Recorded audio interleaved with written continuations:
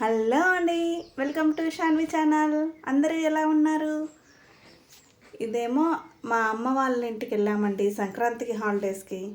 మా అమ్మ వాళ్ళు పెట్టారు, తోటల్లో అన్ని కూరగాయల చెట్లు పెట్టారు. ఇదేమో చిక్కుడుగాయ చెట్టు అండి.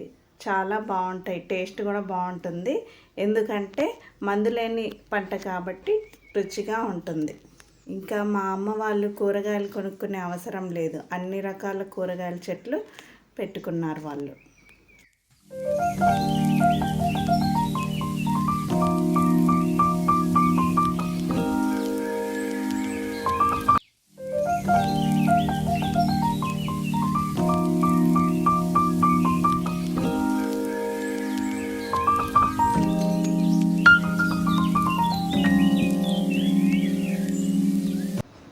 చూడండి, తీగ మొత్తం పాకిపోయింది చిక్కుడుగాయ చెట్టు. ఇవేమో టమాటాలు, చిన్న చిన్న టమాటాలు. ఇవి పెద్దగా అవ్వవు, ఇదే సైజులో చిన్నగా ఉంటాయి.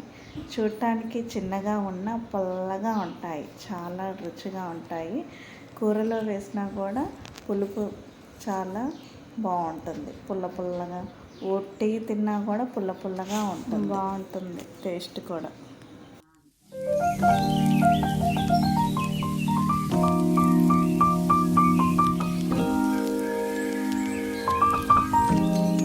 ఇవేమో దొండకాయ చెట్టు. చూడటానికి లావుగా ఉన్న లోపల పండిపోయాయి అనుకోవద్దు, లావుగా ఉన్న లేతగానే ఉంటాయి కాయలు. చాలా రుచిగా చాలా బాగుంటుంది.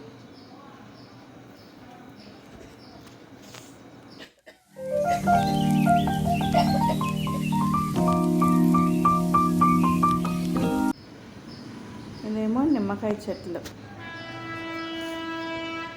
నిమ్మకాయలు చాలా పెద్దగా, రసం కూడా చాలా వస్తుందండి.